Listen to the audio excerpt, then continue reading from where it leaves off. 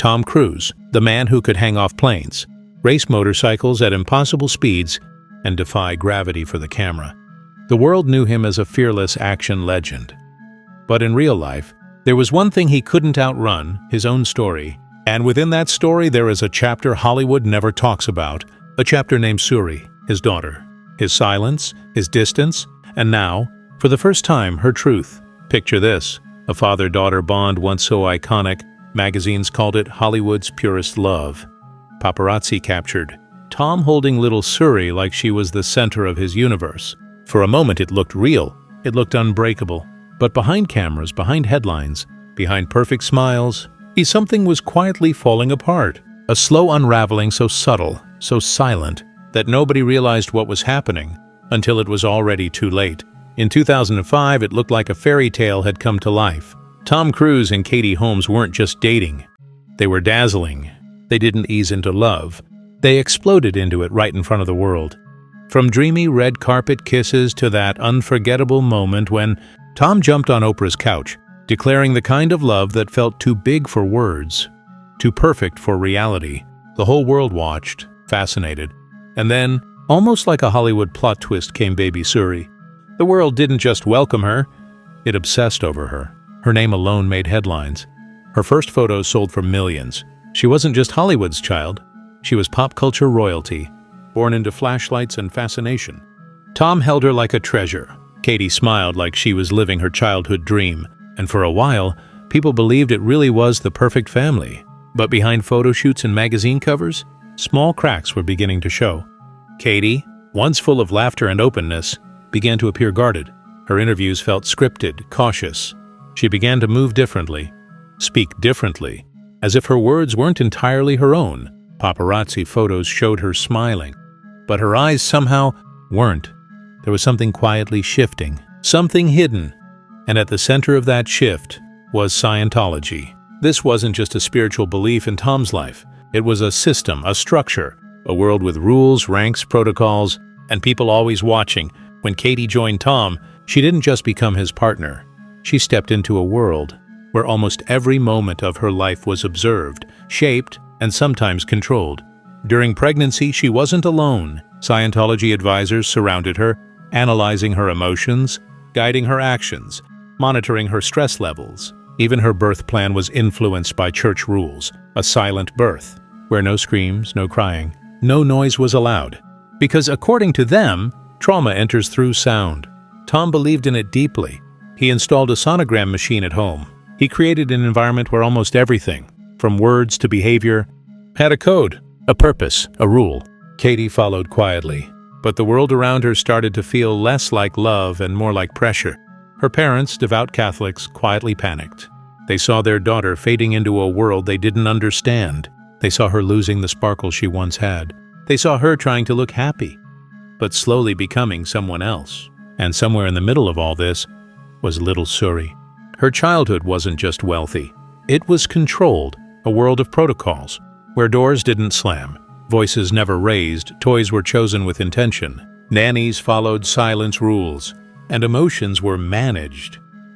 The world saw luxury, but beneath it, there were layers of control that no one could see. For the public, Tom and Katie still looked perfect. But in reality, the distance had already begun. The silence had already started.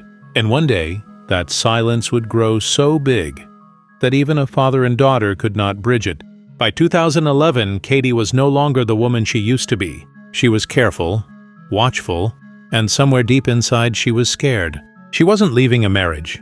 She was escaping a system bigger than Hollywood, bigger than fame, a system that even love couldn't fight. So she did something no one expected. She planned. She quietly built a life outside Tom's world. One coffee shop at a time, one legal call at a time, one moment of courage at a time. She didn't run. She walked slowly, carefully, silently. And then in June 2012, she left. No warning, no Hollywood statement, no negotiation. She took Suri, filed for full custody, and vanished to New York. In just 11 days, the fairy tale was officially over. Hollywood gasped. Tom was blindsided. The world searched for answers.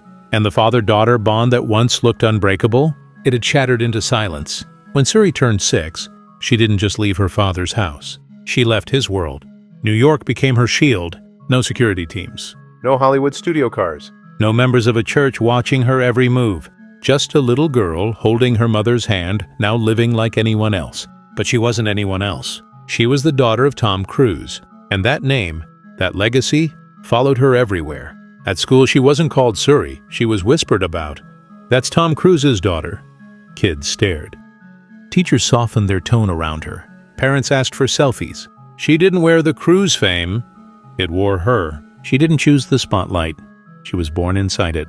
Katie tried to give her normalcy. Simple clothes, subway rides, walks in Central Park, real birthdays, not magazine covers. At first it helped. But children know more than we think. Suri began to notice the one thing money could never hide. Absence. A father who could fly into storms, hang off buildings, and perform the most dangerous stunts in the world, but couldn't show up for her school play. Tom never made a public statement about her. He never posted about her birthdays, never spoke about her in interviews. It was as if she moved from being a daughter to being a topic he avoided. But silence is louder than words. As she entered her teenage years, something changed. She stopped waiting for phone calls that never came. She stopped asking when he was visiting. She stopped defending him when the world asked where he was. Because deep inside, she understood something powerful. Absence is also a choice. That's when she made hers. She decided to build her own identity. One not built on her father's fame or his silence. She started appearing in local theater programs, taking acting classes not for movies, but for expression, for confidence, for healing. Because sometimes the bravest thing you can do is speak the truth you were never allowed to say. And then came the decision that changed everything. She dropped his surname. She stopped using Cruise. She was no longer Tom Cruise's daughter. She was just Suri. That single choice sent shockwaves across Hollywood. Because when a child no longer wants the legacy, the name, or the empire, it's not rebellion, it's truth. It was her way of saying, I am not your headlines. I am not your silence. I am not your missing phone calls. I am not a story controlled by anyone, not even my father. For Tom, this wasn't just distance. It was a mirror, showing him the one role he could never play right. Not Ethan Hunt, not Maverick, not the hero, the father. Today, Suri lives quietly in New York. She laughs louder, speaks freely, walks with a kind of peace that comes only when you've made peace with your past. She doesn't hate him. She doesn't shame him. She doesn't chase his approval. She simply chose something rarer, something stronger. She chose herself, and sometimes, that is the loudest truth a daughter can ever speak. But stories don't stay silent forever. While Tom continued living his life under the spotlight, flying jets, winning awards, making billion-dollar blockbusters, something quietly profound was happening far away from cameras, far away from Hollywood, far away from Scientology. In the heart of New York City, Suri wasn't the little girl the world once obsessed over. She wasn't the wide-eyed toddler photographed in designer dresses, her every step watched by millions. She was different now. She was growing, but more importantly, she was choosing. She wasn't choosing fame, not luxury, not power, not the Cruise legacy. She was choosing herself. Over the years, she blended into normal life, not by accident, but by intention.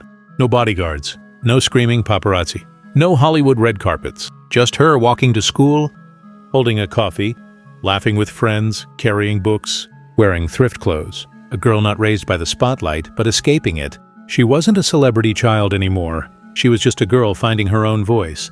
But that journey wasn't easy, because there was one shadow that always followed her, her last name.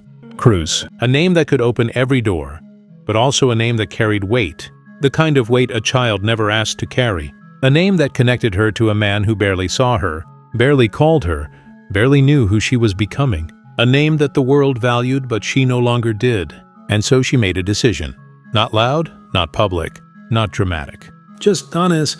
She slowly, quietly, bravely distanced herself from the Cruise surname. On school forms, she wrote Suri Holmes. On social media, no trace of Cruise.